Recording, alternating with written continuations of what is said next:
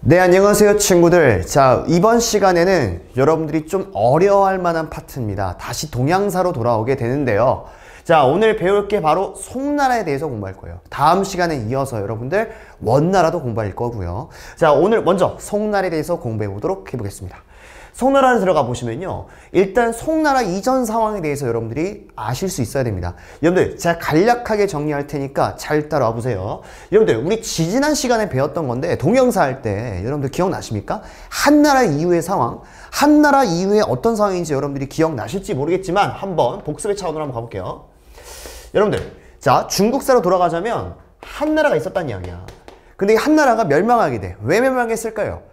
바로 농민 반란군이었던 황건적의 난에 의해서 멸망하잖아. 그치? 내가 이거 쉽게 한번 뭐라고 했습니까? 황건적의 난의 히읗 글자랑 한나라의 히읗. 그러니까 외우기 쉽다고 제가 말씀드렸을 거예요. 반면에 진나라가 멸망한 원인 뭐예요?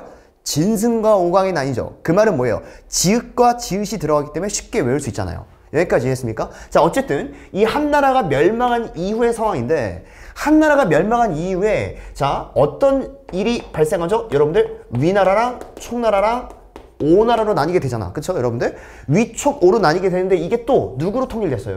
기억나세요? 아, 진나라로 또 통일되는 모습들 여러분들이 기억하고 있을 겁니다.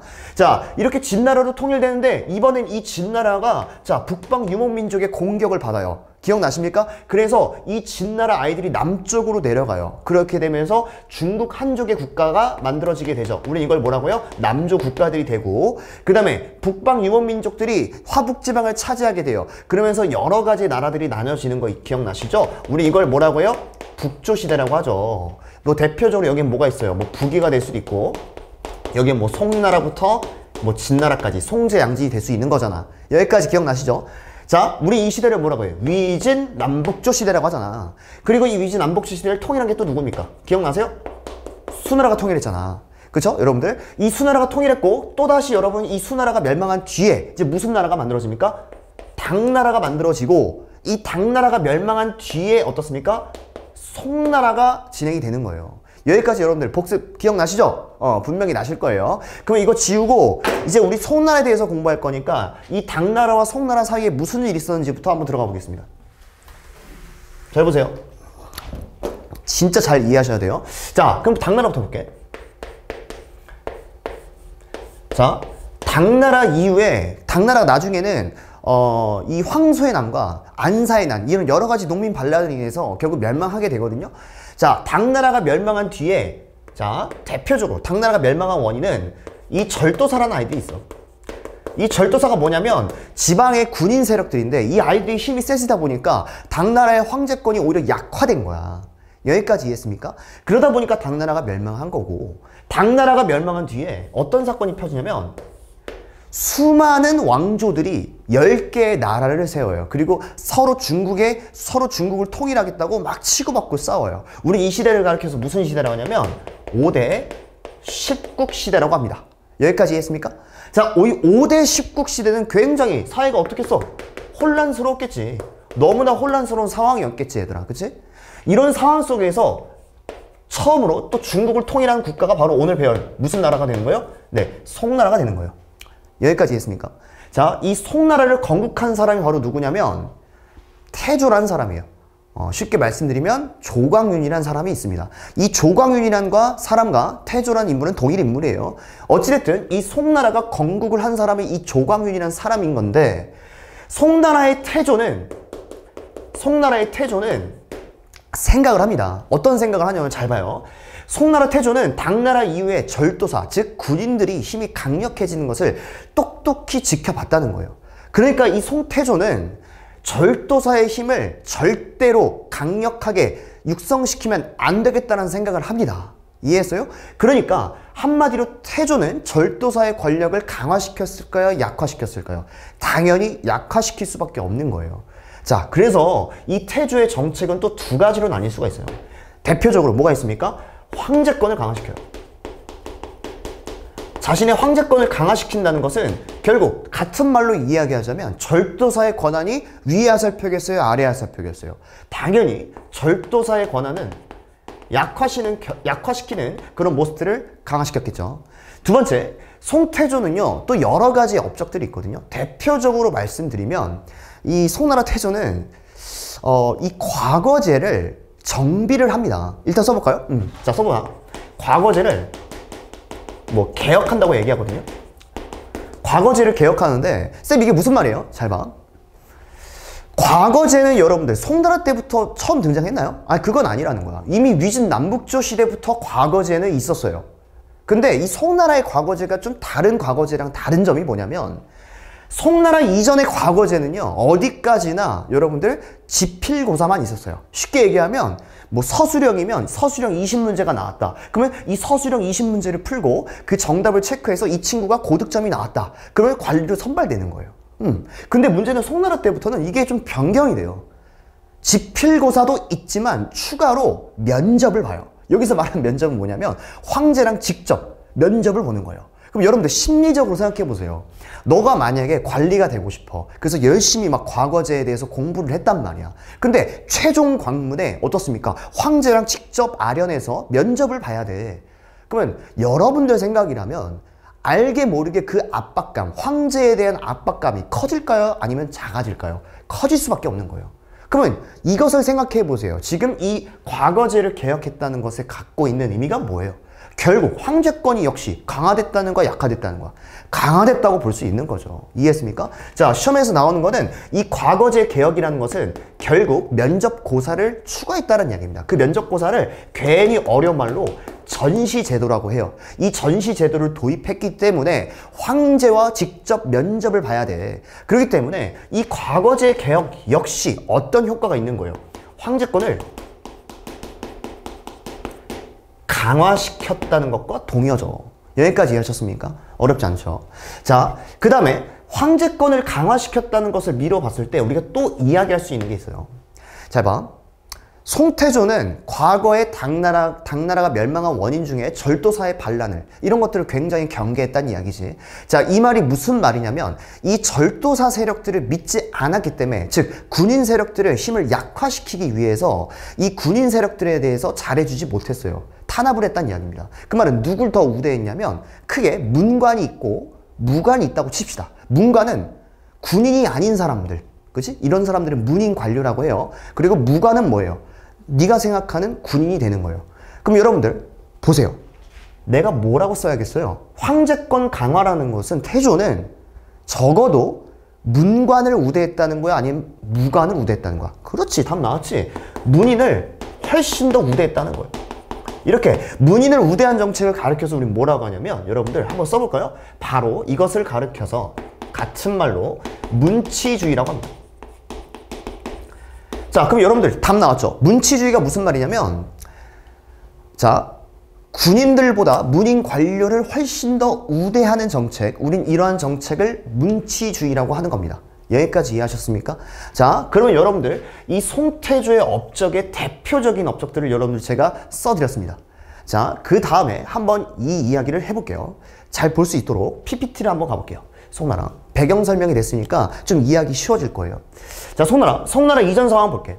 송나라 이전 상황은 당나라가 멸망한 이후에 굉장히 사회가 분열되고 혼란스러웠다는 이야기야. 그러면 왜 이렇게 사회가 혼란스러웠다는 것을 보여주는 대표적인 증거가 되는 사건, 이 사건이 바로 뭐예요? 5대 십국 시대가 되는 거예요. 여러분 혼란스러워합니다. 혼란스러워하면 안 돼요. 무슨 말이냐면 예전에 위진남북조 공부했을 때 5호 16국 시대가 있을 거예요. 그거랑 이거랑 같은 말이 아니니까 헷갈려하지 마시라는 거예요. 여기까지 이해했습니까? 아, 당나라가 멸망한 이후에 혼란이 있었어. 그게 바로 5대 십국 시대야. 여기까지 했죠. 자, 이렇게 5대 십국 시대가 펼쳐지고 나서 이것을 통일한 국가가 바로 무슨 나라예요? 송나라가 되는 거예요. 이렇게 송나라가 5대 십국 시대를 통일하고 누가 왕이 되는 거예요? 누가 황제가 되는 거예요? 조강윤이 황제가 되는 거예요. 그래서 이 조강윤, 즉 태조라는 사람이 결국 통일을 하게 되고 송나라가 만들어지게 되는 거예요. 우리 친구들. 여기까지 기억을 해두시고 쭉쭉쭉 가다가 이 송나라는 결국 힘이 약해지고 멸망하게 됩니다. 자, 이 과정에 대해서도 제가 좀 설명드릴 건데 편하게 들어보세요. 여러분들 다시 한번 필기로 가볼게요. 보시면 잘 봐. 송태조는 문인을 우대했지. 그 말은 뭐야? 군인들에게 잘해줬다는 거야, 못해줬다는 거야? 잘해주지 못했다는 거야. 그 말은 돌려 얘기하면 뭘까? 우리 친구들 생각을 해보세요. 군인들에게 잘해주지 못했다는 것은 군인들이 별로 중요시하지 않았다는 거야. 그러면 무슨 역이 약화될 수밖에 없을까? 그렇지, 답 나왔죠? 군사력은 당연히 약화될 수밖에 없는 거야. 느낌 잡았나요? 자, 군사력이 약화된 결과를 초래한 건 문치주의다. 맞아, 틀려? 정확하게 맞죠. 그럼 제가 이 얘기를 왜 말씀드리냐? 군사력이 약화됐기 때문에 이 송나라는 시간이 가면 갈수록 주변 이웃 국가들에 대해서 엄청나게 굴욕적인 모습들을 보여줘요. 뭐 예를 들어서 뭐 주변 국가들 중에 서하라는 나라가 있고 뭐 요나라가 있고 뭐 금나라가 있는데 이 주변 국가들이 송나라를 엄청 공격을 해요. 그리고 공격하는 과정에서 송나라가 대항해서 싸운 적도 있지만 사실상 같이 싸우는 것보다는 화친 조약을 맺어요. 화친이란 건 친하게 지내자는 거야. 근데 그냥 이 송나라가 힘이 약하니까 그냥 화해하면 되겠어요? 아니에요. 선물을 엄청나게 공세를 했다고요. 뭐 서하나 요나라 이런 아이들한테 선물 공세를 했어요. 조공을 했다는 거예요. 알겠습니까? 이런 과정들 이제 제가 지도 설명 드릴 건데 이 느낌만 기억을 해두세요. 아, 송나라가 지금 군사력이 약화됐기 때문에 주변 이웃 국가들에게 선물 공세를 들어갔구나. 그걸로 통해서 송나라가 겨우겨우 유지가 될 수 있었구나 라고 생각해 주시면 돼요. 그럼 보겠습니다, 여러분들. 세태민 멸망. 결국 어떻게 되냐면 이 금나라의 공격으로 결국 송나라는 멸망하게 되거든요. 근데 문제는 이 송나라가 금나라의 공격으로 멸망하게 되는데 이 송나라의 잔존 세력들이 남쪽으로 내려가서 강남지방으로 내려가서 또다시 나라를 건국해요.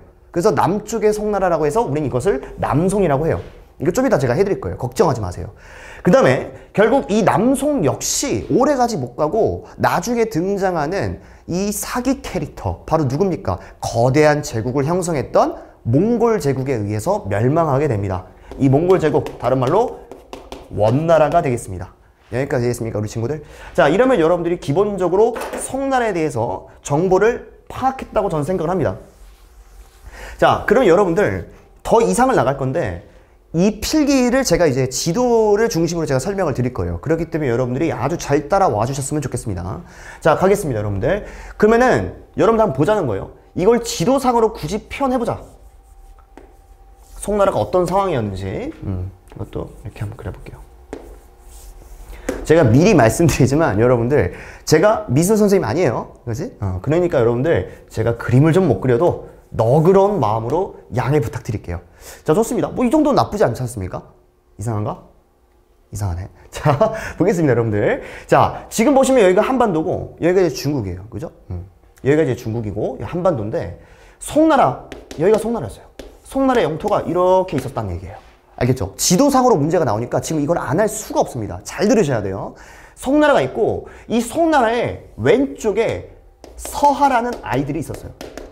서하라는 아이들이 있었어. 이 서하가 이 탕구트족이라는 이 유목 민족 국가거든요. 나중에 제가 자세하게 해드릴 거예요. 어쨌든 서하라는 국가가 있었고 그 다음에 송나라 위에는 여러분들 죄송합니다. 거란족이 있었습니다. 거란족. 그 다음에 이 거란족 또 오른쪽에 누가 있었냐면 여진족이 있었어요. 이렇게 주변에 이웃 국가들이 이렇게 형성이 됐다는 거야. 그럼 여러분 느낌 잡았습니까? 그러면 송나라는 누구의 침략을 받았다? 야, 서하도 송나라를 공격하고 그 다음에 여기 있는 거란은요 특히 송나라를 많이 괴롭혔어요. 그래서 저는 화살표를 좀 더 크게 그리거나 혹은 두 개로 표시할게요. 이런 상황이었어요. 여진족도 물론 송나라를 괴롭히긴 했는데 지리상은 좀 멀었잖아. 자, 그럼 제가 이 얘기를 왜 하는 거냐면 이때 당시의 상황이 약 11세기의 상황이거든요. 이때 당시에 송나라는 서하족과 거란족에게 엄청나게 괴롭힘을 많이 받고 있었어요. 이때 전화가 옵니다. 어떤 전화? 여진족에게 전화가 와요. 자, 이제 제가 1인 2역 할 테니까 편하게 들어보세요. 따르릉 따르릉 안녕하세요, 송나라입니다. 나 여진족인데 야, 너 송나라 너 왜 이렇게 당하고만 사니? 아, 저 미치겠어요. 지금 서하랑 거란족 애들이 자꾸만 저희 괴롭히고 있는데 정말 힘들어 죽겠습니다. 그래? 야, 너 얼마나 힘들겠냐. 이렇게 맨날 호구처럼 당하고만 살 바에 야, 우리가 도와줄게. 진짜요? 그럼 우리가 도와줄 수 있다니까. 말만 해. 같이 연합해서 한번 얘들을 쓰러뜨려 보자. 송나라는요 거절할 이유가 없습니다. 그죠, 여러분들? 자, 그래서 어떻게 하냐면 이 여진족과 송나라가 연합을 해요. 그래서 누구를 먼저 제거하냐면 이 거란족 아이들이 특히 송나라를 많이 괴롭혔거든. 그래서 이 거란족을 연합해서 공격해서 실제로 이 거란을 멸망시킵니다. 여기까지 이해했습니까? 자, 그러면 이 거란이 건국한 나라가 또 있어요. 이 나라를 가리켜서 요 나라라고 해요. 같은 말이에요. 그리고 여진족이 나중에 강력해져서 금나라가 되거든요. 같은 말이에요. 그러면 이걸 통해서 우리가 알 수 있는 사실은 뭘까요? 이렇게 정리하는 거야. 결론. 이 상황 속에 송나라가 자꾸만 괴롭힘 받다가 누구의 전화를 받아? 여진족의 전화를 받지. 그러니까 이 송나라가 누구랑 연합해서? 여진족과 연합을 해서 누구를 공격한 거예요? 누구를 공격한 거야? 바로 이 눈에 가시 같은 거란족 아이들을 멸망시킨 거예요. 여기까지 느낌 잡았어요? 이게 진짜 중요하거든요. 자, 그 다음 이후의 상황 가볼게. 그 이유는 뭐 12세기 정도가 될 수 있습니다. 12세기는 또 어떤 상황이었냐면 여기 이제 그대로 송나라가 있어. 송나라가 있는데 이 위쪽을 이제 누가 차지한 거냐면 여진족이야. 근데 이 여진족이 이제 나라 이름을 바꿔요. 좀 세력이 커지다 보니까. 그래서 내가 이야기한 대로 이제 뭐가 되는 거야? 금나라가 되는 거야. 이해했습니까? 자, 이렇게 송나라와 금나라가 있는데 문제는 이 금나라가 이젠 송나라를 괴롭히기 시작하는 거야. 그래서 실제로 이 금나라가 송나라를 공격해서 멸망시켜요. 여기까지 이해했습니까? 근데 내가 아까도 이야기했지만 송나라가 멸망한 건 팩트지만 송나라가 완전히 멸망한 것은 아니거든. 그래서 이 송나라의 잔존 세력들이 남쪽에 내려가서 뭘 건국해요? 그쵸? 남송을 건국해요. 아, 이 분위기 아셨습니까? 남쪽으로 내려가서 남송을 건국하는 거예요. 여기까지 이해했습니까? 그럼 여러분들 이 12세기 지도를 통해서 우리가 알 수 있는 사실 뭐가 될까요? 정리해볼까요? 자, 어렵지 않아. 이번엔 금나라가 송나라를 공격하는 거야. 금나라가 송나라를 공격해서 송나라가 실제로 멸망을 해요. 그리고 송나라가 멸망을 하지만 이 송나라가 또다시 어떻게 됩니까? 남송이라는 새로운 국가를 세운다는 거죠. 여기까지 여러분 이해하셨나요? 어렵지 않죠? 자, 근데 문제는 여기서부터예요. 자, 이렇게 남송이 건국되고 이제 금나라가 만들어지잖아? 이걸 그대로 가볼게. 여기에 뭐 예를 들어서 남송. 근데 여기 이제 뭐가 되겠어? 이제 금나라가 되겠지. 이런 결과가 나와지는데 한 13세기 정도가 되면은 북쪽에 이 초원 속에 거대한 사기 캐릭터들이 등장합니다. 이게 바로 뭐예요? 여러분들이 많이 배웠을 거예요. 몽골 초원에서 등장한 몽골 제국이죠. 이 몽골 아이들이 성장을 하게 되는 거야. 그리고 이 몽골이 나중에 나라 이름을 바꿔요. 그래서 이게 원나라가 되거든요. 이 원나라 아이들이 또다시 남송에게 연락해요. 야, 내가 원나라예요? 야, 남송 너 얼마나 힘드냐? 왜요? 금나라가 너네 자꾸만 괴롭히잖아요. 맞아요. 그러면서 원나라가 연락을 해. 야, 남송 너 당하고만 살지 말고 나랑 같이 연합을 해서 어떻게 하자? 이번엔 금나라를 쳐보자 라고 제안을 해요. 그러니까 남송은 이런 얘기 하죠. 응? 어디서 봤던 제안인데? 어디서 들어봤던 제안이잖아. 그치? 과거에 있었던 제안이잖아. 결국 받아들이고 결국 남송이 약간 도와주긴 해요. 근데 실질적으로 막 원나라를 도와준 것보다는 실질적으로 원나라가 결국 금나라를 어떻게 합니까? 멸망시켜요. 근데 중요한 건 뭔지 알아요? 이 원나라가 여러분들이 생각한 그대로예요. 남송을 가만뒀겠어요?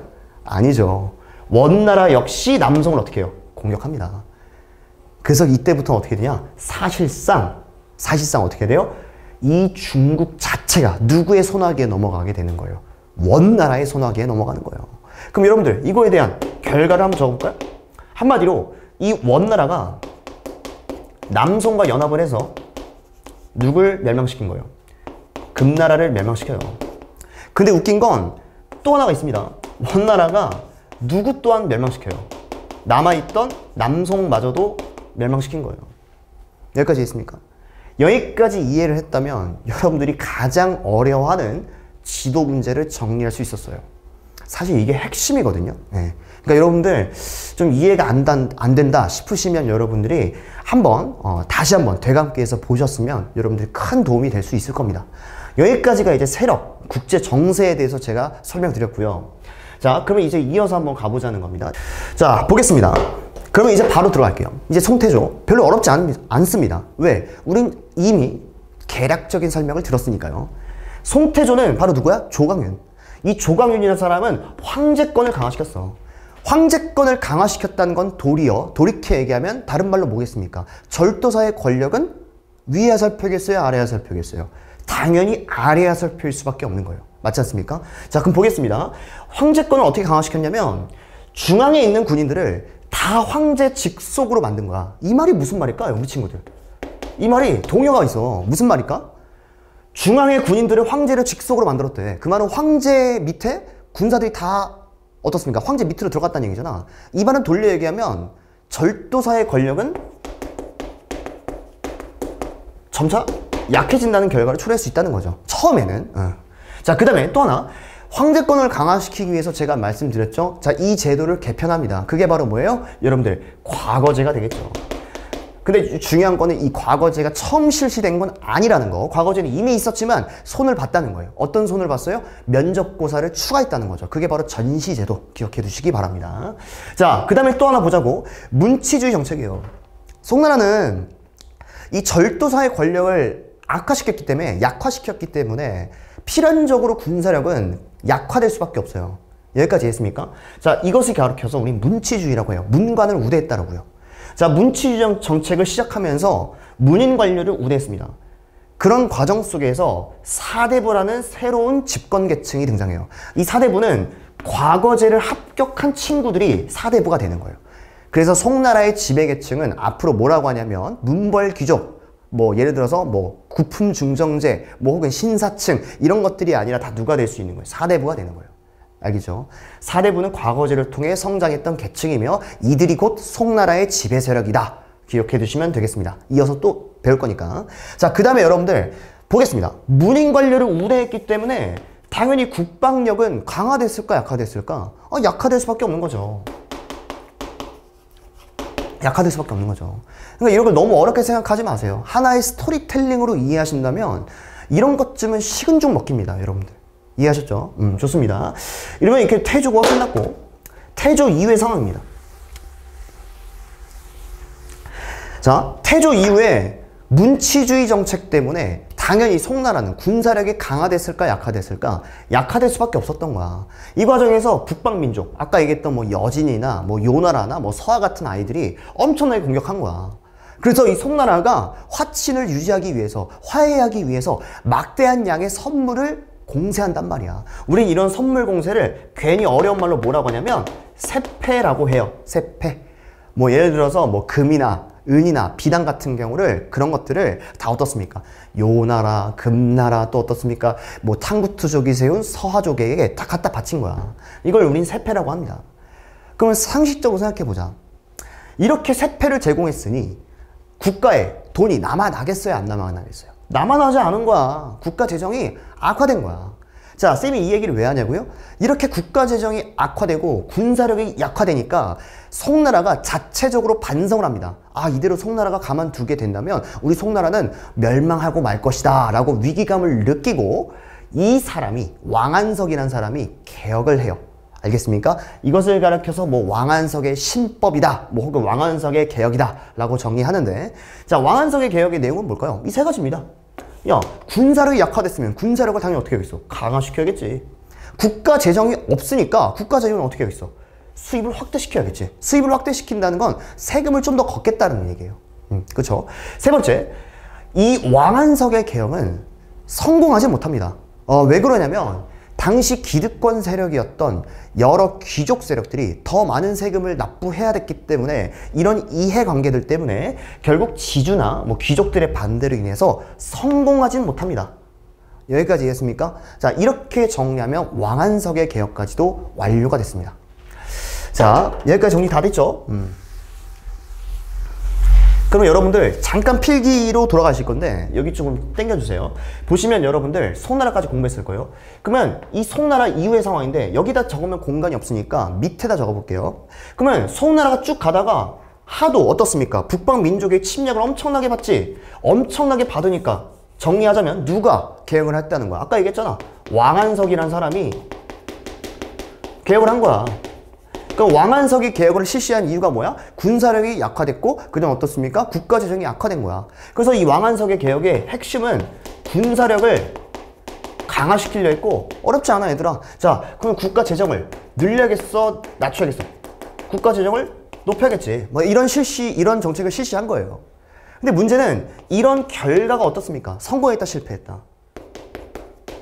실패할 수밖에 없었던 거예요. 여기까지 했습니까? 자, 왕한석의 개혁은 실패하게 되고 결국 송나라는요 얼마 못 가서 멸망하게 됩니다. 뭐 대표적으로 어떻습니까? 남송으로 부활되고 이 남송 역시 멸망하게 되고 결국 새로운 중국의 주인이 등장하죠. 이 주인이 바로 뭐가 되는 거예요? 원나라가 되는 거예요. 다음 시간에 배울. 여기까지 했습니까? 이러면 여러분들 우리가 전체적인 흐름을 완벽하게 파악한 거예요. 이제는 어렵지가 않을 겁니다. 그렇죠, 여러분들? 송나라 굉장히 많이 어려워하는데 우리는 이제 한 발 나아간 거예요. 자, 그러면 여기까지가 바로 이제 흐름에 대해서 공부했다면 당장 송나라 시대에 있었던 사회, 경제, 문화에 대해서 공부해 볼게요. 자, 보겠습니다. 송나라의 사회 한번 가볼게. 자, 송나라의 사회는 이거 좀 더럽니 얘들아? 한 번 더 지워줄게. 자, 송나라의 사회 한번 가볼게. 송나라 사회는 아까도 얘기했지만 신흥 계층이 등장해요. 이 사람들이 바로 누구예요? 사대부가 되는 거예요. 이 사대부가 뭘 통해 성장했다는 거예요?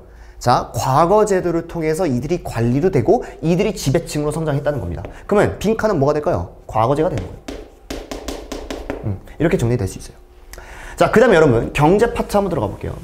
경제 같은 경우는 여러분들 정말 중요합니다. 특히 농업인데요. 송나라 시대는 이때 농업 기술이 엄청나게 발전해요. 그 이유가 뭐냐면 아까 제가 지도로 설명드렸었는데 송나라가 누구에게 의해서 멸망당하죠? 금나라에 의해서 멸망당하고 이 송나라의 잔존 세력들이 강남지방으로 남쪽으로 이사가죠. 그래서 건국한 나라가 무슨 나라였어? 남송이었지, 그치? 자, 이 남송이 건국되면서 강남지방이 엄청나게 농업 생산력이 증가돼요. 이해했습니까? 자, 이 말이 무슨 말이냐? 자, 농업 기술이 발전했다라는 것의 말은 무슨 말이냐? 한마디로 남송의 아이들이 강남지방에 정착하게 되면서 강남지방의 농업 경쟁력이 어디를 능가했다? 화북지방을 사실상 능가하는 시기가 바로 이 시기입니다. 그러니까 무슨 말이냐? 강남지방이 개발된 건 위진 남북조부터거든요. 하지만 화북지방은 항상 강남지방에 비해서 압도적인 생산력을 보여줬다는 이야기야. 하지만 남송부터는 이 수많은 중국인들이 남쪽으로 이사했기 때문에 그 생산력이 능가하게 됐다는 거야. 이게 시험에 잘 나와요. 알겠죠, 여러분들? 반드시 기억해 두시고. 자, 두 번째 한번 가보겠습니다. 자, 이렇게 농업 기술의 발전력을 향상시킬 수 있었던 법이 있었어요. 이게 바로 지금 현재 21세기죠. 21세기 현대 사회 속에서도 이 벼농사를 지을 땐 이 법을 많이 실시합니다. 모판에다가 옮겨 심는 법. 뭐예요? 아, 이때 모내기법이 되잖아요. 반드시 기억해 두세요. 강남 지방이 화북 지방을 이겼다는 거 기억해 두시면 되겠습니다. 상업 가겠습니다. 자, 상업은요, 이 상공업자들끼리 하나의 조합을 만들어요. 그 조합이 바로 뭐냐면 행이 있고 작이 있다는 거 기억해 두십시오. 서양사에서도 배웠었는데 수공업자들이 만든 조합 기억나요? 길드가 되겠죠. 같은 이야기예요. 자, 그 다음 화폐 한번 가보겠습니다. 송나라 시대에 역시 화폐가 있습니다. 송나라의 화폐는 여러분 따라해보세요. 이거 쉽게 읽는 방법 알려드릴게요. 읽어보세요. 송회교. 이게 무슨 말이야, 쌤? 일단 써볼게. 송나라 시대 화폐는 회자랑 교자가 있거든요. 근데 제가 개인적으로 이 탤런트가 아니라 배우님인가요? 이 배우 송혜교 씨를 굉장히 좋아합니다. 제가 이 얘기를 왜 하냐면 송나라 시대의 화폐는 앞글자만 따서 회자, 교자 이렇게 딴 거예요. 무슨 느낌인지 아시겠어요? 이게 여러분들 어이없겠지만 이게 의외로 잘 외워져요. 역사는 여러분들 외워야 될 양들이 많기 때문에 수단과 방법을 가리시면 안 됩니다. 이렇게라도 외우세요. 송회교. 제가 송혜교 씨를 좀 비방하는 건 절대 아니니까 그분도 이해해 주실 거예요. 그렇죠, 여러분들? 바로 송회교 기억해 두세요. 근데 여러분들 하나 더 나가야 돼요. 무슨 말이냐면 원나라 시대에도 화폐가 있었거든요. 원나라 시대에도 화폐가 있었는데 나중에 배울 거지만 교초가 있어요. 그러면 같은 교자가 들어갔는데 어떻게 외우냐? 저는 또 이렇게 외웠어요. 어떻게 외우냐면 원나라 아이들은 무슨 부족이야? 몽골 부족이지. 그리고 몽골 부족은 농경민족이야? 초원민족이야? 초원민족이지. 느낌 잡았나요? 원나라 아이들은 초원민족이니까 화폐 역시 교초가 되고 그 나머지는 교자, 회자. 알겠습니까? 이러면 잘 헤어진다니까? 한번 보세요. 송나라 시대 화폐, 무슨 회교? 송회교. 근데 여기서 말한 회자 교자는, 회교는 회자와 교자로 나뉜다는 거. 원나라 시대 화폐는 뭐예요? 원나라는 교초긴 해. 원교. 근데 이 교에서 자가 아니라 초라는 거. 이러면 다 끝났어요. 어렵지 않죠? 좋습니다. 여기까지 공부해 두시고요. 밑에 한번 가보겠습니다.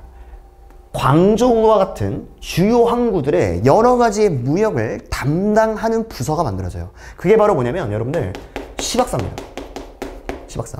시박사니까 제가 현장 강의를 하는 친구들에게 똑같이 얘기하니까 시박사 하니까 애들이 막 웃는 거야. 그래서 그 웃는 이유를 물어보니까 아이들이 내가 욕하는 것 같대. 시박사. 어때요 여러분들? 인강 듣는 친구들? 나는 욕이라고 생각 안 하거든? 근데 이게 이 두 단어 때문에 아이들이 좀 많이 웃어 하더라고요. 시박사. 반드시 기억해 두세요. 무역을 관리하는 부서. 시박사. 시박사. 여기까지 기억해 두시면 송나라 경제가 끝났습니다. 그 다음 여러분들 송나라의 과학 파트입니다. 자, 송나라 시대 때는 여러 가지 발명품들이 등장합니다. 뭐 대표적으로 뭐 화약도 이때 만들어지고 뭐 나침반, 심지어는 인쇄술 역시 발명이 됩니다. 그러니까 제가 이야기하고 싶은 건 이때 만들어졌던 발명품들이 나중에 유럽과 서아시아 세계에 전파됐다는 거 반드시 기억해 두세요. 아시겠죠 여러분들? 자, 이렇게 되면 송나라 과학 끝났고 이제 마지막으로 문화 보겠습니다. 송나라 문화는 여러분들 좀 기억을 해 두셨으면 좋겠습니다. 송나라 때 새로운 학문이 등장하거든요. 이 학문이 바로 성리학입니다. 이 송나라 이전에는 철저하게 훈구학 중심이었거든요. 근데 송나라 때는 이 사람이 주희라는 사람이 유교의 새로운 흐름을 만들어요. 그게 바로 성리학이 되겠습니다. 이 성리학을 만든 게 주이고 이 성리학적 가치관을 통해서 성장했던 사람이 누구다고? 아까 얘기했던 과거제를 통해 성장했던 사대부가 된다는 사실 여러분들이 반드시 기억해 두셔야 됩니다. 자, 그 다음 보겠습니다. 그러면 송나라의 문화는 어떤 문화인지 보세요. 서민 문화가 발전했대. 이것도 제가 스토리텔링 할게요. 왜 송나라가 서민 문화일까? 생각을 해보세요 여러분들. 자, 송나라 시대에는 농업 생산력이 증가했지. 농업 생산력이 증가됐다는 것은 그만큼의 식량이 풍부해졌다는 이야기야. 그러면 식량이 풍부해졌다는 이야기는 잉여 생산물이 남았다는 얘기지. 남은 식량이 생겼다는 거야. 그러면 이런 남은 식량들을 어디다 내다 팔겠어? 시장에 내다 파는 거야. 그러면 시장에 내다 팔면 상업은 발전할 수밖에 없는 거야. 상업이 발전하면 도시들도 발전할 수밖에 없는 거야. 느낌 잡으셨나요? 자, 도시가 발전하면서 전체적인 삶의 여유가 생기기 시작하는 거야, 서민들이. 예전에 서민들은 기껏해야 오늘 하루 안 굶는 게 걱정이었는데 송나라 때 이제 그런 게 없는 거야. 먹고 살만해지기 시작했다는 거야. 사람이 여유가 생기면요, 여러분들 뭘 하게 됩니까? 어떤 문화적인 욕구에 대한 그런 생각들이 가중돼요. 여러분, 예를 들어서 여러분들이 한 달에 예를 들어서 한 200만 원 벌어요. 근데 갑자기 어느 수준간부터 여러분들의 소득 수준이 올라가서 한 달에 막 400만 원씩 버는 거야. 그러면 여러분들 400만 원씩 벌게 되면 여러분들 같은 경우에는 앞으로 어떤 소비 패턴을 하겠어요? 더 많은 시간을 여러분들의 친구와 가족들과 함께 극장에 가거나 연극을 보거나 뭐 이런 것들이 이루어지지 않겠습니까? 자, 제가 이 얘기 왜 하냐고요? 송나라는 서민 문화가 발전할 수밖에 없었던 이유가 뭐예요? 그만큼 송나라가 부유해졌다는 겁니다. 아시겠습니까? 자, 반드시 기억해 주세요. 송나라는 서민 문화가 발전했다는 거. 자, 이 과정 속에서 상업이 발전하고 상업이 발전했기 때문에 도시가 성장한 거예요. 공부 이렇게 해두셔야 돼요. 알겠죠, 여러분들? 자, 이 과정 속에서 뭐 연극이나 뭐 공연과 같은 여러 문화 생활들이 많이 탄생하게 됩니다. 여기까지 여러분들이 기억해 두시면 되겠습니다. 자, 총정리가 되겠는데요. 여러분들 문제 풀기 전에 제가 간략하게 설명을 드리고 마지막으로 문제를 한번 풀어보겠습니다. 네, 여러분들 이제 우리가 공부해야 될 건 문제 풀기 전에 북방 민족이 어떤 민족들이 있었는지 간략하게만 알아보고 마치겠습니다. 자, 거란 보겠습니다. 내가 아까 얘기했죠. 이 거란족이 나중에 나라를 세운다니까 이 나라가 바로 무슨 나라? 요 나라가 되는 거야. 그 다음에 여러분들 이 여진족이 점차 힘이 강성해져서 나라를 세워요. 그 나라가 바로 무슨 나라? 금나라가 되는 거야. 그 다음에 이 탕구트족이 세웠던 나라가 아까 얘기했던 무슨 족이 되겠습니까? 서하란 나라가 되겠습니다. 알겠죠, 여러분들? 그 다음에 또 추가적으로 좀 공부해 주시면 좋은 게 있어요. 자, 거란족 같은 경우는 이 거란족을 세운 대표적인 추장이 있거든요. 뭐 부족장이라고 할게요. 대표적으로 야유라복이라는 사람이 있습니다. 제시문에 많이 나오니까 여러분들 기억해 두시고, 사람 이름이에요. 특이하지? 그치? 자, 여진족 같은 경우 누가 되냐면 아구다라는 사람이 있어요. 아구다. 굉장히 특이하죠, 여러분들. 자, 뭐 탕구투는 뭐 이원호라는 사람이 있는데 거기까지는 여러분 필요 없습니다. 자, 그럼 여러분들 더 나갈게요. 여기서 더 나가야 돼. 탕구투족 같은 경우는 여러분들 서쪽에 있었기 때문에 중국 문명과 그 다음에 서양 문명의 정가운데 있었습니다. 그렇기 때문에 이 과정에서 동서무역을 어떻게 했다? 장악했다. 이런 선지가 나오면 탕구투족으로 가시면 돼요. 서로. 알겠죠? 자, 마지막으로 한 번 더 갈게요. 추가될 게 있습니다. 그게 바로 뭐냐면 거란족은 누구에 의해서 멸망당했죠? 기억나십니까? 자, 거란족이 멸망한 이유. 왜 멸망했습니까? 요 나라 왜 멸망했어요? 아, 송나라랑 그 다음에 여진족이 같이 연합해서 어떻습니까? 멸망시켰잖아. 즉 송나라와 누구의 연합군? 바로 금나라의 연합군. 뭐 여진, 뭐 금나라 같은 말로 써볼게요. 이렇게 해서 멸망을 당했고, 자, 그럼 여진족 역시 누구에 의해서 멸망을 당했어? 멸망한 원인은 기억나세요? 여러분들 남송과 이번엔 누구의 연합군? 기억나시죠? 사기 캐릭터 원나라의 연합군에 의해서도 멸망을 당했고, 자, 뭐 탕구투족은 여러분 외울 필요 없고, 이렇게 되시면 여러분들 어렵지 않게 북방민족에 대한 이야기는 다 끝났습니다.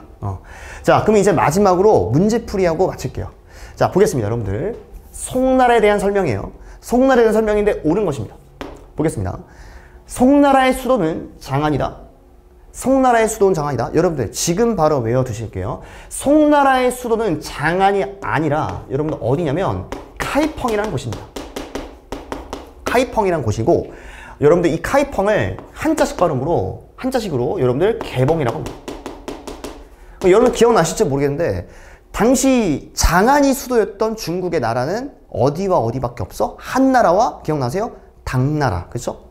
자, 그러니까 정답은 1번이 아니고 2번 보겠습니다. 자, 송나라 때 쓰인 화폐는 회자와 교초 등이 있다. 기억나시죠? 자, 송나라 화폐 무슨 회교? 송회교. 근데 이상하잖아. 교초, 이건 초원민족은 어디에 어울려? 원나라에 어울리잖아. 그러니까 이 초가 아니라 뭐가 돼 있어? 교자가 돼야겠지. 그러니까 정답이 아니겠지. 자, 3번 보세요. 송나라는 원나라의 공격으로 끝내 멸망했다. 맞습니까? 송나라 역시 어떻습니까? 원나라의 공격을 멸망했다는 거 맞는 이야기죠. 4번. 송나라의 대표적인 학문은 훈구학이다. 훈구학이 아니라 새로운 학문 등장했잖아. 무슨 학이었어? 성리학이었잖아.